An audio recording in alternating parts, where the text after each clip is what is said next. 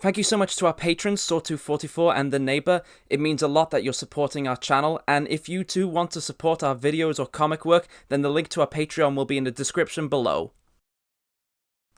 Hello there, and welcome to Onami Comics! Or potentially something else if we've gotten a different name. I'm Dan. You may know me from, probably just actual people I know if I've sent this video to people. Or if that's not the case, then you probably know me from the Onami channel, Onami Show, where I talk a lot about Halo, or Onami Gaming, where I play a lot of games that aren't Halo. Or just on Twitter, where I'm an artist there. You may know me from a bunch of places. And like I said, this is Onami Comics, or something else, which is basically just going to be the team's art channel. And I'm gonna use I'm gonna take this chance to use this video right here to describe basically the plans for what we're gonna be doing with this channel, and just whatever else comes to mind. I'm gonna use these speed paints as honestly just an excuse to ramble about whatever topics. But seeing as this is the first video, I'm gonna just, like I said, talk about what the direction this channel is going while talking on top of some Ratchet and Clank fan art. Because why not? I'm known as the Halo guy, why not branch out to a PlayStation exclusive? So what exactly is going to be going on with this channel? Well, it's basically going to be entirely artistic content, whether that be speed paints like this, or whether that be something else. We've actually got a lot of video ideas, everything from like inviting a few friends on and drawing a bunch of characters or giving each other art challenges, or just like drawing some of our original characters or comic characters and explaining our design process behind them. We got plenty of ideas, but we're completely open to them, open to new ideas. So hey, if you want to see something from us, then feel free to leave a comment, especially if that's like an art challenge or even criticism. We'd love to see it on here.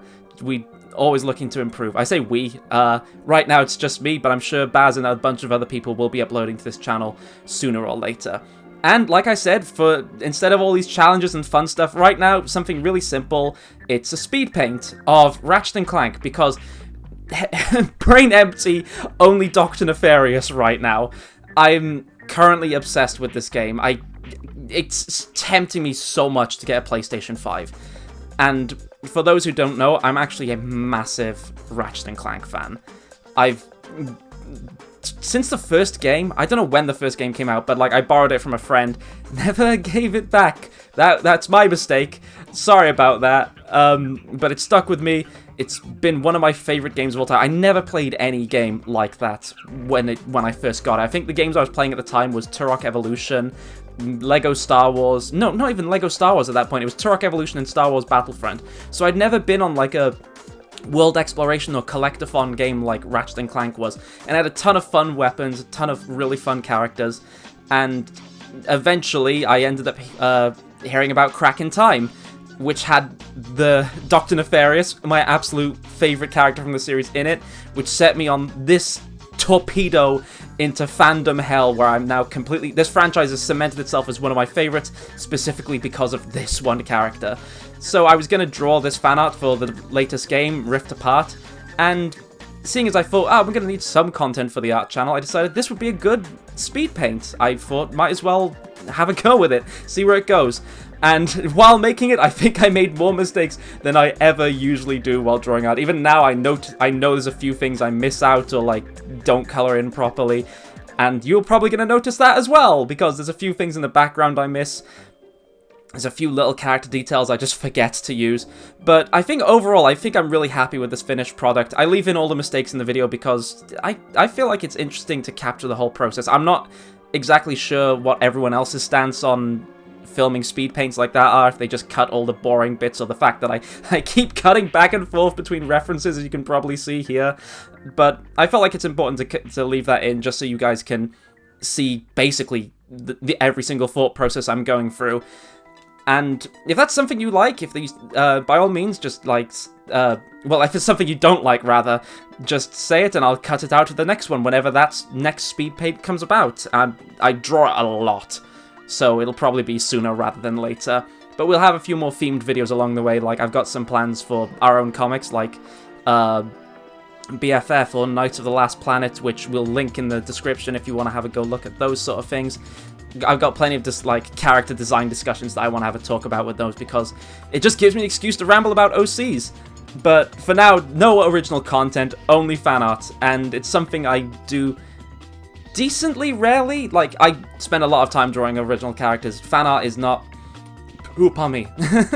Fan art is not something I do a lot of, but I was just obsessed. I couldn't stop thinking about Dr. Nefarious, so I had to exercise the demons, and I don't know why I'm obsessed with... Well, I know exactly why I'm obsessed with this character. My favorite things in fiction are villains, and Dr. Nefarious is the exemplification of something I really love about villainy, which is just the ludicrous, absolutely, like, insane, evil villain. The super villain.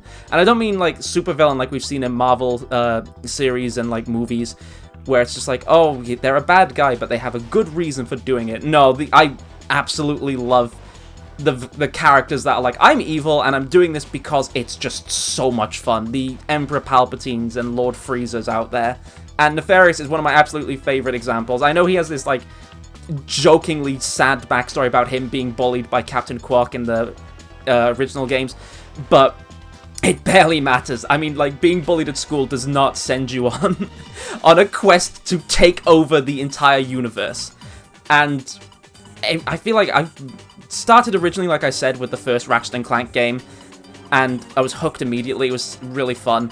And then after going back to it, I heard there was a new Ratchet and Clank game coming out, and it was a cracking time. And I watched a bunch of the trailers for it, and there was one specifically you may remember just marketing Dr. Nefarious. It was a How to Spot a Supervillain trailer, and I was immediately in love with this character, this lunatic robot with such a fantastic design that was just screaming and yelling. There's all these, and the evil laugh completely sold it for me. I wanted everything about Dr. Nefarious. I didn't end up getting the game because I didn't have a PlayStation 3, but I ended up doing what I usually do to this day. I just find someone who has a PlayStation and leech off of them. So I just went around my friend's place, played Crack in Time as much as I could, fell completely back in love with Ratchet and Clank, and absolutely in love with this character. I think as an artist, one of my favorite things to do is just draw fun characters. That's really what I want to do as an artist. I'm not particularly a background person, as you're going to notice, and Nefarious's design it's genuinely fantastic. I think it's one of my favorite designs, not to draw because his head case is a bit of a weird one and I haven't drawn him enough to warrant him being my favorite to draw, but he's definitely one of my favorite designs overall. I absolutely love him. And seeing him in Rift Apart, I heard there was a new game coming out, had a look at it, the gameplay looked fantastic, but figuring out it was going to be a Dr. Nefarious focused game completely sold me on it. I ended up having a look around, I watched a couple of cutscenes, and I found out there's not only one version of Dr. Nefarious in it, but a second one called Emperor Nefarious, who's the big guy in the middle, and he's just a competent, just pure evil version of Nefarious who won and is just British for some reason, and I completely love it. He completely, like, embraces everything. He's what Dr. Nefarious thinks he is, and he's such a treat. Even if Dr. Nefarious is made a little pathetic in this game, Emperor Nefarious completely makes up for it, and I absolutely love him. He's thankfully his design doesn't stray too far from Dr. Nefarious, and drawing Emperor was a ton of fun, especially coloring him. I absolutely love his color scheme. I'm more partial to Dr. Nefarious's color scheme in comparison. Purple being one of my favorite colors. I think the purple and the green match so well, but the white and orange is so striking, as you can see as I'm snapping back and forward between the references. And God, this was just a ton of fun to draw. This is speaking of just like going back to like the video, this is a completely new thing to me. I've got no script. I'm just riffing for 16 minutes, I suppose, on my artistic process. I did an original version of this video where I was like, oh, I'll talk about like what I was thinking while I was drawing it, and I said that out loud. I was like, I'll talk about my artistic process. This is what I was thinking. And then it just turned into 16 minutes about me gushing over Dr. Nefarious, and this very likely might just be exactly the same, but I thought I have to at least get something in about the artistic process and what I'm planning to do with the channel and such, and I think I got that in. I am a character designer. This channel is going to exist for either me to do speed paints on really cool character designs or just ramble about my original characters because, goddamn, I love them so much. And yeah, that's what's going to be going on. And what else can I really talk about here? I guess one thing I did talk originally about in the first video, and I'd like to bring that up right now, I suppose, is just talking about villains. And it's something I kind of miss that mainstream media and movies especially like the Marvel movies have let me down on this. I miss villains that were just evil for the sake of it, just like Dr. Nefarious. And I miss that because when you have a villain that isn't concerned with, oh, this is my motivation, I'm sad because, you can just focus instead on the why, on the what. And if you focus on the what, you can make them such a more striking character. You can have, especially I think, like, that's why, even though movie's not that great, I think Emperor Palpatine, for example, stands out so much more than Kylo Ren in, what's the name of that? Rise of Skywalker. Because I'm going into nerdy territory, you can probably tell. Like, if you've seen me before, I'm a big nerd. Like I said, Halo is my life. I'm drawing 2 sci-fi robot boys. I'm a big nerd. And yeah, like I was saying, Kylo Ren's okay, but it's really in that movie the thing that makes it is Emperor Palpatine. Even though he's not at his best, what I love about it is just the screeching evil villain. He just doesn't care, does what he wants because he's the bad guy. And I miss that. We don't really get that often in movies or TV series anymore. It's just like, okay, this is the villain, and they're sad because their pappy beat them, or mommy didn't give them milkshake. I miss it. It was just like, no, I'm just a dude who loves being evil, and that's exactly what Nefarious is, and that's why I completely, like, gelled with this character. I love him, and I love that Emperor Nefarious, just the complete, like, culmination of that. He's exactly what Dr. Nefarious wants to be. This super competent, fearsome character that can just completely demolish his enemies. He is, frankly, a complete treat in the game. And what's more than that, he gets one of my favorite things in the world, a villain song, which I'll probably attach on the end of this video. I absolutely love villain songs. Out of, like, I don't know if we count it as a musical genre. It definitely isn't. But, like, out of everything, I will stick to a song if it's just about villains doing their thing. I absolutely love it. And I love Join Me at the Top. I've been listening to that non-stop. I was listening to that to get me into the mood. I think, like, yeah, I was listening to Join Me at the Top, and I was like, no, I gotta draw Doctor and Emperor Nefarious. And then I was like, okay, well, I'll make a speed paint out of it. And here we are. And speaking of drawing, though, I know I've got a really, I think at least, it might be just the anxiety setting in, but I know I've got a really wonky style of drawing. I do things the hard way sometimes, and if anyone wants to correct me or think, like, oh, why do you do it this way? By all means, comment down below, or even just, like, give me suggestions about, oh, you could improve by this, because I'm always looking to improve. I'd love to hear some constructive criticism. Just throw anything at me. Comment what you want. What did you think about the new Ratchet and Clank game? And is it worth just buying a PlayStation 5 over? From the looks of it, absolutely, yes. And that's coming from me. I'm a big Xbox shill, and even now I'm just like, I might get a PlayStation for this. Oh, it's... just from the looks of it, just from the looks of the Ratchet and Clank game, I'm completely all over it. And I was tempted, again, just looking at me now doing it, I was really tempted to try and actually get specific shading colors for this and cell shade it properly. But nah, ever since I've discovered there is just a button you click and it says, okay, this color will be used to shade this, it's saved my life. And I absolutely love using it now, especially for, like, okay, I'm just gonna draw a bunch of things, I got a bunch of stuff in the background, I'm just gonna have fun with this, and I don't want to focus on the 100 different colors I'm gonna need for shading, so I just hit the shading button. And you can probably see how much effort I'm pouring into, like, the line work and the shading for Emperor and soon Dr. Nefarious. And then how simple I made the backgrounds. Oh, God. I'm not a background person. Like I said, I love focusing on the characters. Backgrounds are always usually an afterthought. And especially for this, I knew I could just probably get away with it if I put in, like, the basic shapes. You understood it was a sci-fi background, a sci-fi ship's about.